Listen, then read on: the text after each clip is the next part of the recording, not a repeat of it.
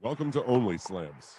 To guide you through the French Open, here are Greg Rosenthal and Glenn Clark.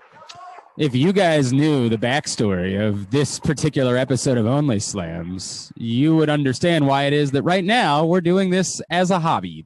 That's what this is for the moment, is a hobby that's causing more stress than necessary. But let's get right into it. Love.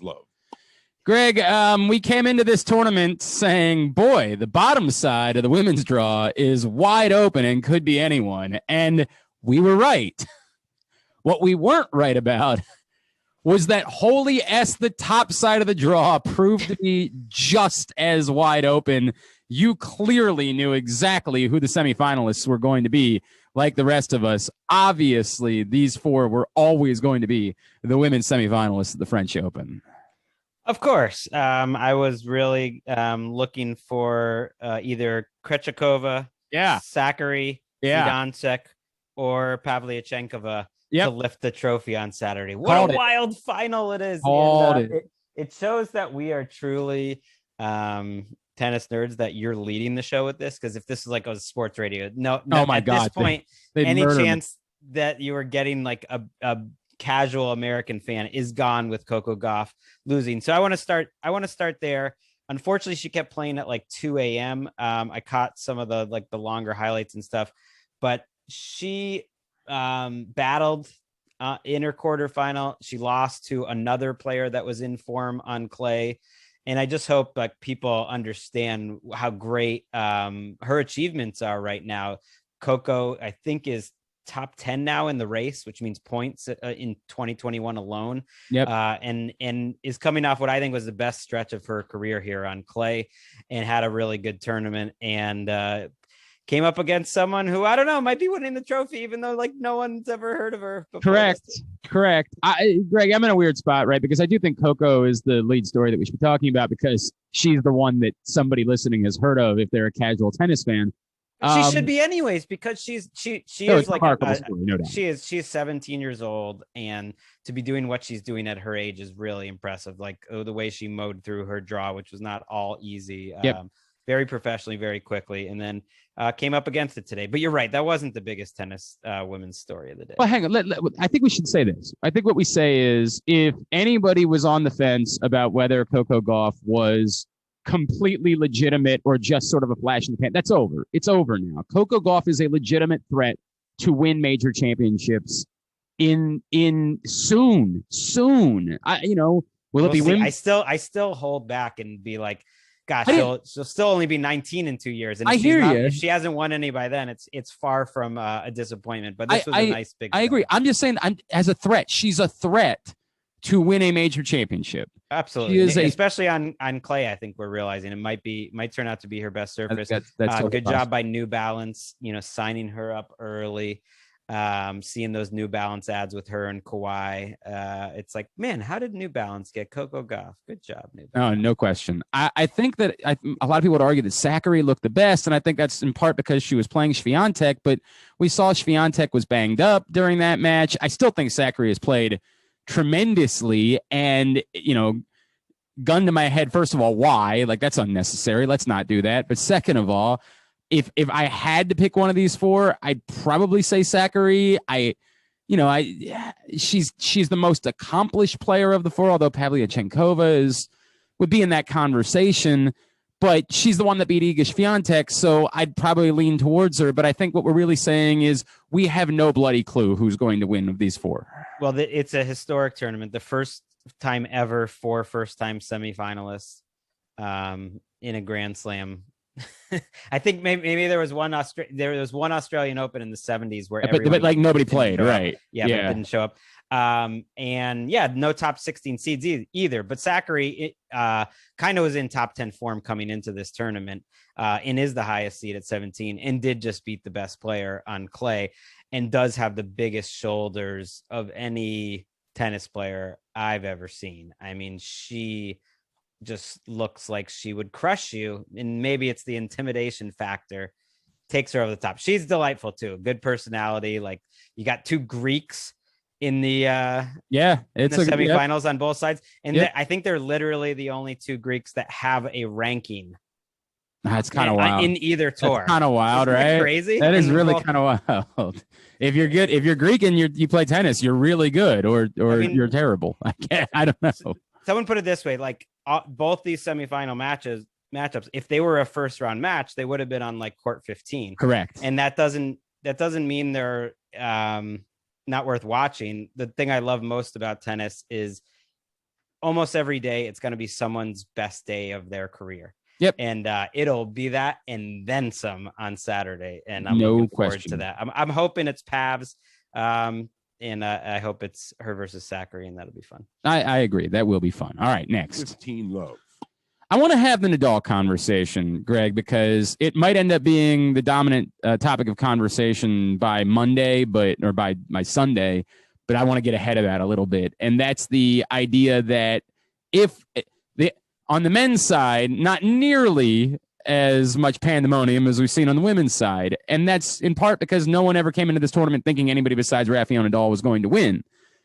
If Rafael Nadal wins on Sunday, as expected, he'll sit at 21 slams, and he will, for the moment, at least hold the record. Now, I think most of us are working into the assumption that Novak will end up being the player that finishes with the most career Grand Slams, and I think that's the correct assumption, but I think we need to start having the conversation about what happens if it's Nadal, because the way he's playing, I don't know that there's any reason to think he's not at least going to win another French Open or two at this point. And maybe another US. Correct. Like I think he has to be a threat at the US Open. I think there's a chance it could end up being Nadal that finishes with the most. And if he does, where are we with the stupid but fodder for what we do for a living GOAT conversation? I don't think there's going to be an actual answer. I think the answer, when it just comes to numbers, which is kind of what you do in other sports, titles, the whole resume, if you want to throw in Masters 1000 titles and Olympics and Davis Cup, all that stuff. I think in time at number one. I think Djokovic, when he retires, will be the guy who has all the numbers. Now, whether he has the Grand Slam number or not, I suspect he will.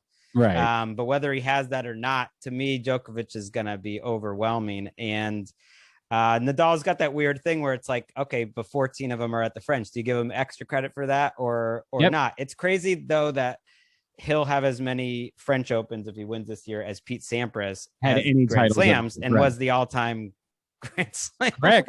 Until just a few years ago. Yes. I just want to say Nadal Schwartzman, though, it was a reminder, and Djokovic Berrettini later on is the same. What a monumental task it is to get a set off these guys. No doubt. Schwartzman Nadal it's one reason why I like the idea of best of three, and maybe you could disagree that I don't love I wholeheartedly disagree. Right. I understand why people don't, but the idea that it's just like who can outlast the other person and is a little frustrating, but also just like when it's midway through the third set, that was the best match of the tournament. I thought Schwartzman out here repping for all the 5'5" guys. The fact that he's out there, they list him at 5'7". He's 5'5". I don't disagree with that, by the way. He's not 5'7". His grandparents, like mine, escaped the Holocaust. So it's like he's representing for the 5'5" Jews whose grandparents escaped the Holocaust for guys like me. Yeah. And he had Nadal on the ropes. Nadal is like chugging down the bananas, and it's like 4-3 in the third, and you're thinking, wow, Schwartzman has a chance here, and then it's like it's over 30 minutes. Nope. It's not just that he didn't have it, it's not just that he wasn't going to win, it's that he was about to be absolutely blitzed, just demolished to the finish. So he played great for 2.5 hours, and it was like Berrettini, when he got that third set today, it's just man, he works so you have to work so hard to get a set off one of these two guys, and they don't seem like they're any different form than they ever have been, especially Nadal. Yeah, it's remarkable. But I agree with you. What's your answer about the Nadal thing? To me, there's different ways to do it. Correct. You could say Federer at his peak is the best, and that it's hard to argue that. So, I think people want Federer to be the best. I think this is the problem and I know you are in this conversation. I think people want Federer to have been the best player of all time. I think the fact that he struggled so much against these two guys. I don't know that you can nitpick that and say, well, if you take out the matches on clay, he was pretty good against Nadal. Well, if we're having those guys were a little younger, but not during Nadal and Fed's peak. They were exactly right. So I think that makes it very difficult for it to ever be Federer when it's all said and done. But sometimes it's like the Gale Sayers argument with like the NFL. Like, would you rather have the 5-year peak or would you rather have the compiler? Now these guys have done it both ways, but I think you could say that Federer at his best was the best ever. I hear creative with it. I hear the argument, but I still think I'm going to come back to. But he got to win titles against, the David Nalbandians of the world. Like he got to compete at a time where the semifinals and the finals weren't always going to be against two of the greatest players of all time. And that's the tough part for me with the Federer argument for greatest of all time. As much as this really is a Monday conversation. It is because who knows what's going to happen at the end of this tournament. But watching Djokovic with the crowd against him finally felt like the pandemic was over when there was an entire stadium rooting hard against Novak Djokovic. You know what I mean? God, by the way, the people in Paris, I know it's an epidemic. I know I'm supposed to say all the right things here, but Jesus Christ, there was nothing more gut-wrenching than Berrettini winning the third set. And they're like, all right, everybody go home again. Right. Well, yeah. But I like... like they were going crazy for Berrettini midway through the first, that it really reminded me how good Djokovic is, because those first two sets were 2 and 3, and I thought Berrettini, who's got huge weapons and is playing top tennis, played great. It was it was much closer than that score line, but even in those 2 sets that he lost, like Djokovic was bringing out his best, and I think it was partly, and this is stupid, but I think it was partly because of the crowd. I really do. He pointed out some dude that was oh my God, no doubt, yelling at him early, and it was suddenly at the end of the first set. That was that he was not excited at all, and I did appreciate Courier and Goodall's comments about this. He does not care about winning. He's not excited. He's not happy. He just wants to shove it in your face. He just wants. And that actually gets me to another thing, which is, at least of when I've been the biggest fan, I think that level of Djokovic is the most unbeatable player ever. He's just sort of like where he was in those 2 sets against Berrettini. He's just sort of figured out tennis.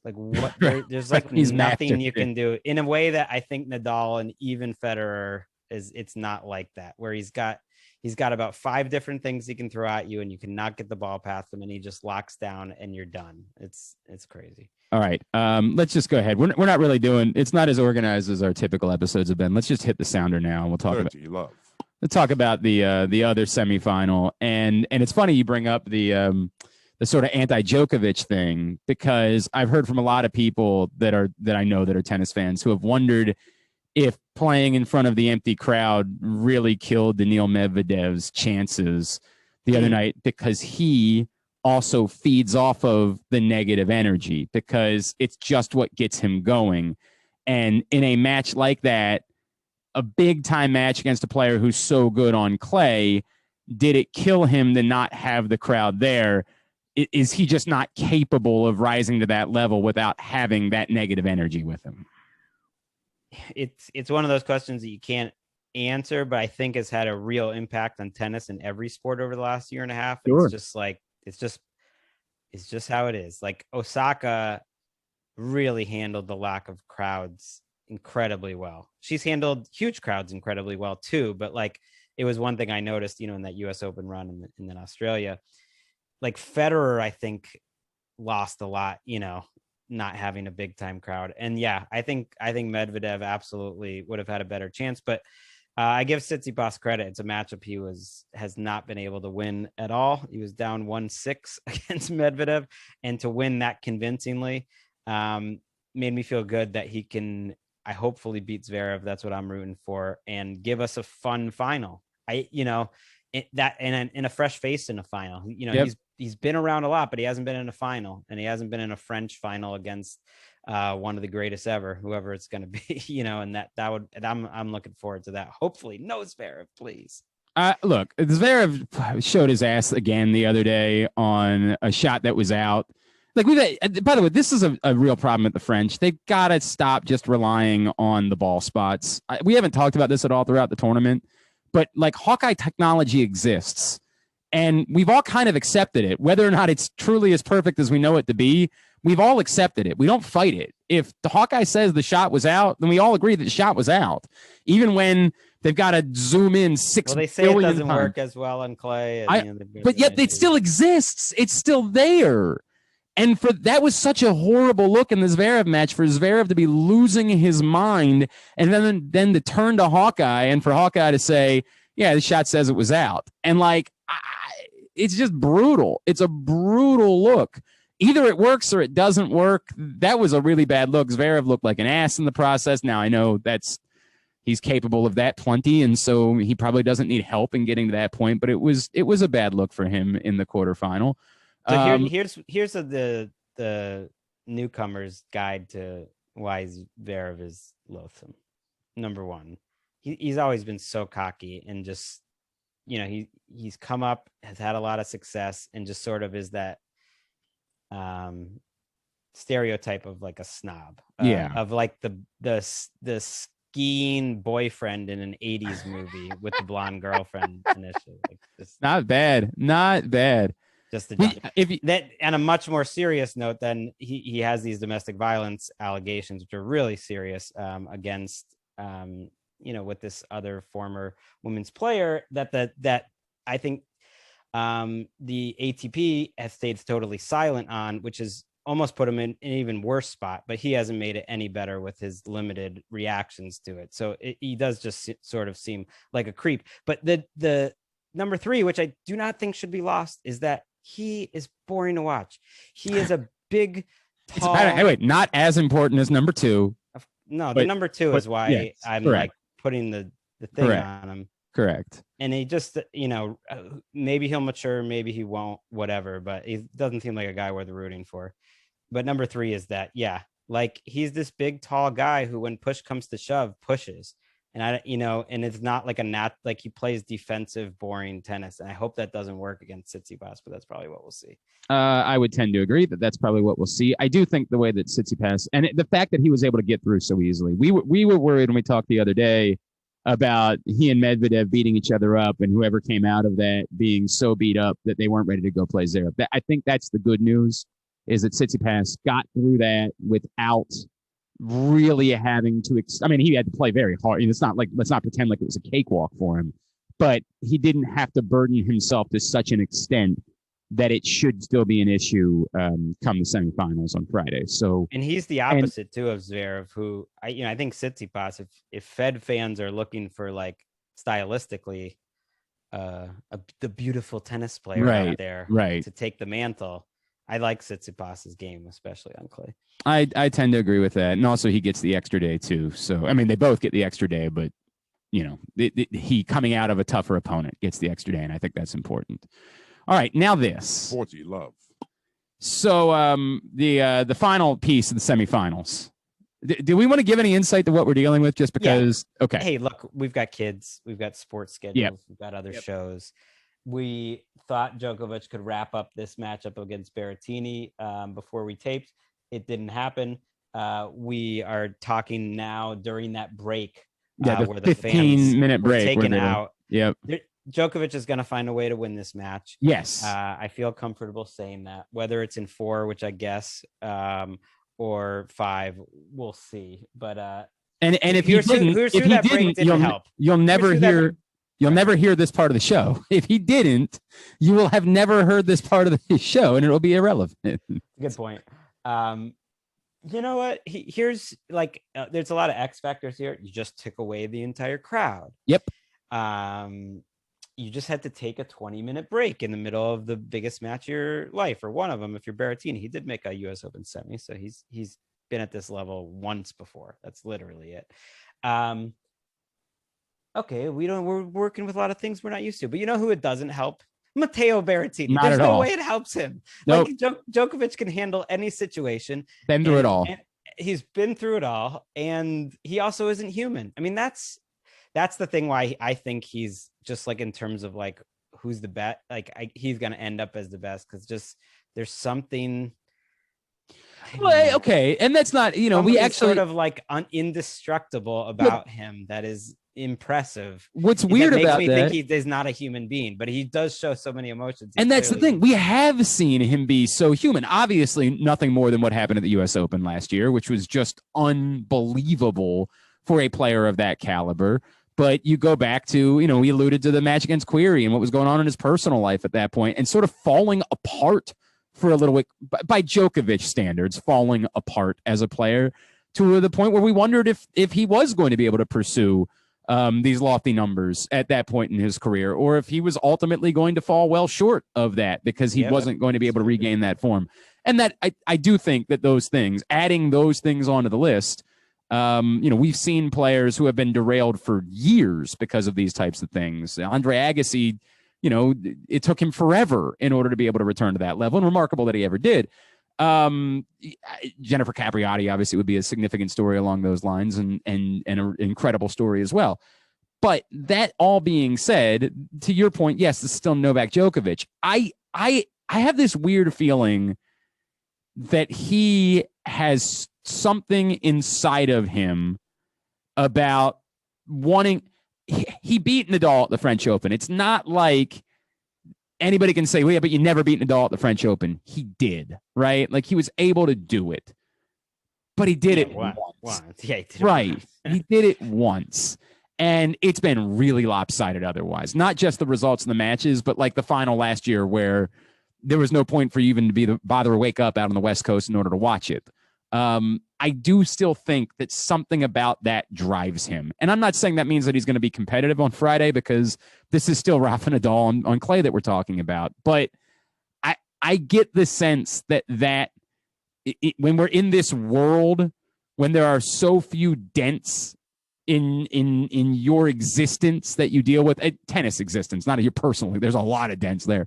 But in your tennis existence, you get the sense that drives the hell out of him. We'll see if I'm not gonna bet anything on Friday, I don't think. But if I did, no, I'm done for this. I was done for the whole tournament before today. Like, I've been riding the PAB train, and that did you well. But no, at this point, I'm just gonna enjoy the tennis, and I don't have any feel for it.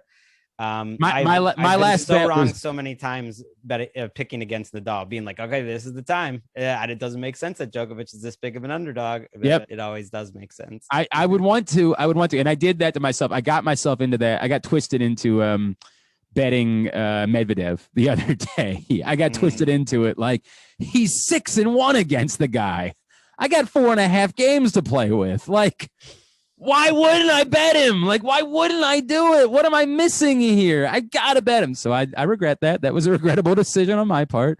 You win some, you lose some. Life goes on. I've had a pretty good fortnight otherwise betting. So I probably am with you. I'm probably done for the tournament at this point. I don't think I'm going to throw anything else down. And I lucked out on a basketball bet, so I might just cool off for a little while. I might just sit back and enjoy. That makes sense. I think the reason you're right about Djokovic having that in his mind, it doesn't mean again that he's gonna win, but I think it gets to the point of why I do think he's gonna go down as the greatest or have all the numbers. Is just, we always just say it's a mental game. Tennis is the ultimate mental game. Obviously all these guys are as good mentally, strong mentally as anyone ever, but to me he's the strongest inside the court. I agree. He's just, there's something unbreakable in his spirit of playing. And I know Nadal plays his hardest every time, but Nadal gets tight too. In every player gets tight at some point, but Djokovic, there's something about his supercomputer, and they all have this at the top of his style, but also just his will is just, it's outrageous. And I think it could lead to a fun setup if he can work Nadal into a long match or win that match. To me, Tsitsipas or Zverev has a much better chance that they could benefit from a really long semifinal. No question. And they would really benefit, I think, from seeing Djokovic, because as great as Djokovic is, and it's almost unbeatable. Well, remember the year I think they'll feel better. I think Tsitsipas will feel better going up against Djokovic. The year he beat Nadal, he didn't win the tournament. Right. So, it's almost like that's your mountain. You've climbed it. you forget there's still more work to be done after that point in order to win the tournament. So I do think that's relevant as well. It's like my guy Kei Nishikori beating Djokovic in the semis at the U.S. Open, right? The U.S. Open. And all you got to do is beat Marin Cilic in the finals. Damn, that's what it is. Hey, I don't want to do too much here, potpourri-wise. I'm really glad that Coco's still going to the Olympics. That's a big thumbs up for me. That's awesome. I hope more. Selfishly, I hope more players go, despite the things that you talked about the other day. I get it. It's not quite the same without the fans, and it's not quite this. I hope more players go. It's still the Olympics, and it's been really cool in those Olympic years for people like you that love best of three. It's cool. It feels like a major despite it being best of three. Okay. The real ones out there know. And you're not going to get a better match than the Rio final. That was a best of three. With Murray in there, just, putting on a show. And you're not going to get much better than the Rio bronze medal match. Nishikori, the highlight of Nishikori's career, for those who I'm sure have forgotten, beating Nadal in a great 3-setter too. Well, what Delpo in the bronze medal match in London too, as well, right? That was another one. That was phenomenal. Those have been some great matches. So yeah, I'm totally with you. It'll be. I would really exciting, like. And I hope. Yeah. Well, she said she's going no matter what, Coco, and so I hope more top players don't bow out. I hope that it creates a little bit of a different feel than. No offense to Cincinnati, I went to the Cincinnati tournament once. No offense to any of the other Masters events. I really would love to go to Cincinnati. That's kind of the one I would go to more than any, because I think you could see the best amount of tennis. It's a phenomenal setup. Yeah. Yep. And by the way, the practice courts are also right there. And I had a practice ball from a Roger Federer session that was hit over towards me. And the guy was like, "You can have it." I'm like, "Thank you. It's very kind." Plus, we need the Olympics for like the, Zidane Sek World Tour after she's after she wins the French Open. No doubt about it. All right. So again, hopefully you heard all of this. Hopefully, as we were talking, Djokovic blew a break point. Yeah. To take control, but I think we've seen this story enough. It's so hard to win. So hard to win 3 sets, as Musetti can tell you. All right. We will come back on Monday, and we will have one final episode for the French Open to sort of recap everything that happens over the course of championship weekend. And then we'll see about where the show takes us after that. Let us know. Let us know if you want to see us for Wimbledon. And thanks to everyone who has been checking it out. Please continue to like and subscribe. Very much appreciate those of you that have done it. This has been OnlySlams.